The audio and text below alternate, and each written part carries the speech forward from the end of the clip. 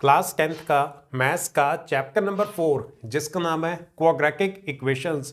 इस चैप्टर की एक्सरसाइज 4.3 के क्वेश्चन नंबर 7 को डिस्कस करते हैं। नेक्स्ट क्वेश्चन पे आते हैं। एक्सरसाइज 4.3 का क्वेश्चन नंबर 7 सॉल्व करते हैं। The difference of squares of two numbers is 180। दो नंबर्स हैं, उनके स्क्वायर्स को अगर आपस में सब्ट्रैक्ट करेंगे ना तो सब्ट्रैक्ट करने के बाद 180 आता है। द डिफरेंस ऑफ, डिफरेंस का मतलब है कि सब्ट्रैक्ट करना है। स्क्वायर्स ऑफ, नंबर्स को नहीं सब्ट्रैक्ट करना, पहले नंबर्स का स्क्वायर करना है। स्क्वायर करने के बाद आपने सब्ट्रैक्शन करनी है, तब जाके वो 180 के इक्वल होगा। अब नेक्स्ट लाइन पे आते हैं। The square of the smaller number is 8 times the larger number. ये हमें एक और कंडीशन दे रखी है। जो छोटे वाला नंबर है ना उसका अगर आप स्क्वायर कर दो और बड़े वाले नंबर को 8 से मल्टीप्लाई कर दो तो दोनों आपस में इक्वल हो जाएंगे। ये देखो, स्क्वायर ऑफ स्मॉलर नंबर, छोटे वाले नंबर का आप स्क्वायर करो, इसका मतलब is equal to 8 times the larger number, और लार्जर नंबर को 1 से मल्टीप्लाई करो तो दोनों आपस में इक्वल हैं। फाइंड द टू नंबर्स, जिन नंबर्स की बात हो रही है ना हमने उन दोनों नंबर्स की एग्जैक्ट वैल्यू निकालनी है। क्वेश्चन क्लियर हो गया। The difference of squares of two numbers, दो नंबर्स हैं, उनके स्क्वायर्स को अगर आप आपस में सब्ट्रैक्ट करो तो वो 180 के इक्वल है। And the square of smaller number is 8 times the larger number. छोटे वाले नंबर का जो स्क्वायर है वो बड़े वाले नंबर को 8 से मल्टीप्लाई कर दो उसके इक्वल है, और हमने दोनों नंबर्स की एग्जैक्ट वैल्यू निकालनी है। क्वेश्चन क्लियर हो गया। अब आते हैं सॉल्यूशन के ऊपर। जिन दो नंबर्स की बात हो रही है, अब हमें क्या पता वो दोनों नंबर्स कौन से हैं, तो हम मान लेते हैं let the larger number be x and the smaller number be y। जो बड़े वाला नंबर है ना उसे हमने x मान लिया, और जो छोटे वाला नंबर है उसे हमने y मान लिया। अब अकॉर्डिंग टू क्वेश्चन, पहली कंडीशन आपको ये दे रखी थी ना कि स्क्वायर्स को आपस में सब्ट्रैक्ट करना है तो वो 180 के इक्वल है।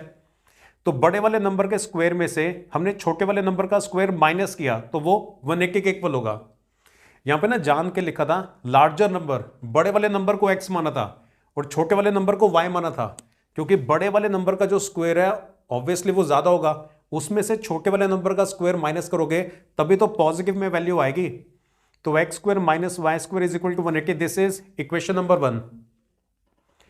अब क्वेश्चन की जो सेकंड लाइन लिखी हुई है ना, ये इंग्लिश में लिखी हुई है ना, इसको आपने मैथमेटिकल फॉर्म के अंदर कन्वर्ट कर देना है। ये देखो, the square of smaller number, smaller number हमने y माना हुआ है ना, इसका स्क्वायर करना है, तो ये देखो y स्क्वायर लिख दिया। स्क्वायर ऑफ स्मॉलर नंबर, इसका मतलब इज इक्वल टू 8 टाइम्स का मतलब है 8 से मल्टीप्लाई करना है, तो हमने भी 8 लिख दिया। 8 times the larger number, larger number हमारा x है तो यहां पे हमने x लिखा। The square of smaller number is 8 times the larger number, छोटे वाले नंबर का जो स्क्वायर है that is equal to 8 times the larger number. ये वाली जो स्टेटमेंट थी ना, यहां से हमने अपनी ये दूसरी इक्वेशन बना ली है। इतना क्लियर हुआ। ये वाली दोनों इक्वेशंस आपने बना लेना तो आगे तो आसानी से सॉल्व हो ही जाएगा। ये वाई स्क्वायर की वैल्यू 8x है ना, तो वाई स्क्वायर की जगह पे ये वाला 8x पुट कर देते हैं। Putting the value of Y square from equation 2 in equation number 1। ये एक्स स्क्वायर का एक्स स्क्वायर ही रहेगा, ये माइनस का माइनस ही रहेगा। ये वाई स्क्वायर की जगह पे ये वाली वैल्यू पुट करनी है। वाई स्क्वायर की जगह पे 8x आ गया, 180 का 180 एज इट इज। इस 180 को आप लेफ्ट हैंड साइड पे लेके जाओगे तो साइन चेंज हो जाएगा, तब ये माइनस का 180 हो गया। तो X square minus 8x minus 180 is equal to 0। ये हमारी क्वाड्रेटिक इक्वेशन बन गई है। अब इस क्वाड्रेटिक इक्वेशन को आगे सॉल्व करते हैं। तो लास्ट पेज पे हमने क्वाड्रेटिक इक्वेशन बना ली थी।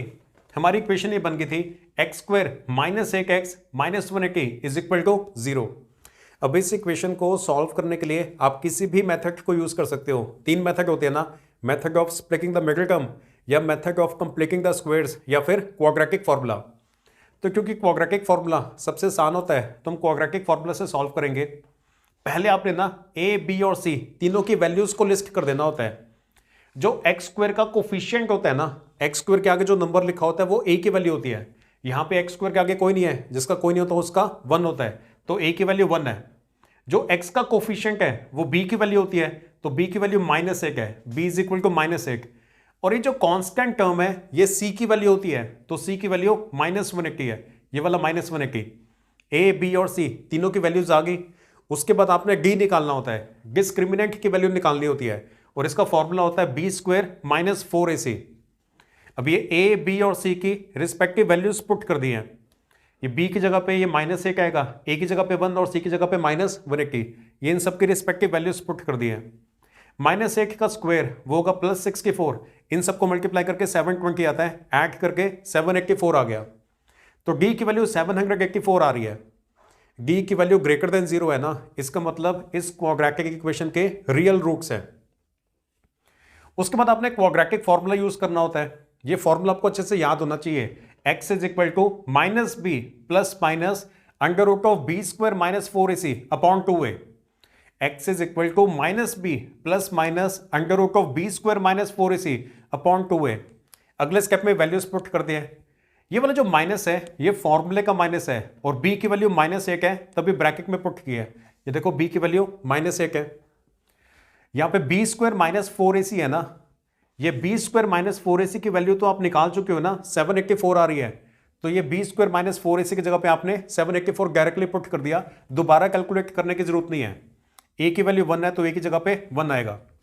ये माइनस और माइनस आपस में कैंसिल आउट हो जाते हैं, तो 1 आएगा, प्लस माइनस का plus minus as it is, और ये जो 784 है ये 28 का स्क्वायर होता है, तो √784 वो 28 होता है। 1 से लेकर 30 तक के जो स्क्वायर्स है ना वो अच्छे से आपको याद होने चाहिए, तो आपको सॉल्व नहीं करना पड़ेगा, डायरेक्टली आप लिख सकते हो। 28 का स्क्वायर है, याद होना चाहिए आपको, तो 2 × 1 इज इक्वल टू 2। यहां पर पहुंचने के बाद आगे फिर दो केसेस बनाने पड़ेंगे। एक बार आपने प्लस का साइन लेना है और एक बार आपने माइनस का साइन लेना है। तो केस 1 के अंदर पहले पॉजिटिव साइन लेते हैं, तो बनेगा x is equal to 8 plus 28 upon 2। ये देखो x is equal to 8 plus 28 upon 2, ये सिंप्लीफाई करके 18 आ रहा है। x की वैल्यू 18 आ गई है। x हमने माना हुआ था लार्जर नंबर, तो जो बड़े वाला नंबर है वो 18 है। आगे चलते हैं। इसके जो स्मॉलर नंबर है वो हमने y माना हुआ था, और पीछे हमने इक्वेशन बनाई हुई थी ना कि y² is equal to 8x। ये देखो पीछे चलते हैं, जो फर्स्ट पेज था, ये देखो y² is equal to 8x। ये क्वेश्चन की सेकंड लाइन में लिखा हुआ था ना, square of smaller number is 8 times larger number, square of smaller number is 8 times larger number. तो ये वाली जो इक्वेशन थी ना, यहां से हम y की वैल्यू भी निकाल सकते हैं। ये हम यहां पे पहुंच गए थे ना, ये y² is equal to 8x, equation को दोबारा लिख दिया। x की वैल्यू 18 आई है ना, तो x की जगह पे 18 को लिखा। अब यहां से स्क्वायर हटाओगे तो यहां पे स्क्वायर रूट आ जाएगा, taking square root on both sides. अब चाहो तो ऐसे लिख भी सकते हो। ये 8 को भी उसके प्राइम फैक्टर्स में कन्वर्ट कर दिया, 18 को भी उसके प्राइम फैक्टर्स में कन्वर्ट कर दिया।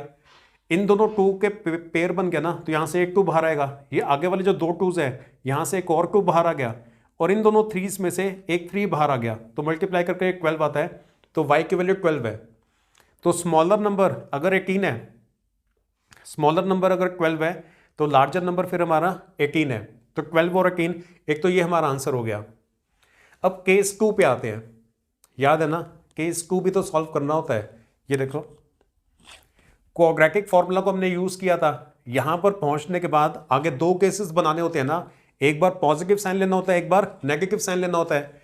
केस 1 के अंदर हमने पॉजिटिव साइन लिया था, तो लार्जर नंबर 18 आ गया था, और ये स्मॉलर नंबर की वैल्यू 12 आ गई थी।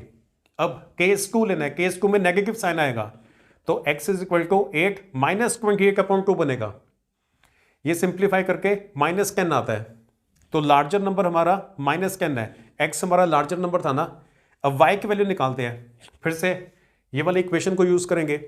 y² is equal to 8x, x की वैल्यू -10 आई है, x की जगह पे -10 पुट करो, 8 मल्टीप्लाई बाय -10 वो -80 होता है।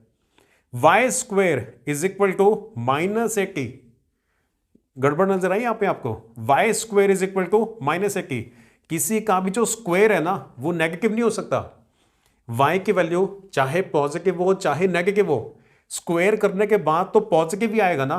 y² can never be negative, लेकिन यहां पे तो y² नेगेटिव आ रहा है, इसलिए इस केस को रिजेक्ट करना पड़ेगा। अगले स्टेप में आप लिखोगे rejected as Y square can never be negative. Y का जो स्क्वायर है ना उसकी वैल्यू कभी भी नेगेटिव नहीं हो सकती है। तो ये सेकंड केस हमारा रिजेक्ट हो गया, तो यही हमारा आंसर है। नंबर्स हमारे 12 और 18 है, तो आंसर में आप लिखोगे 12 and 18। This is the answer.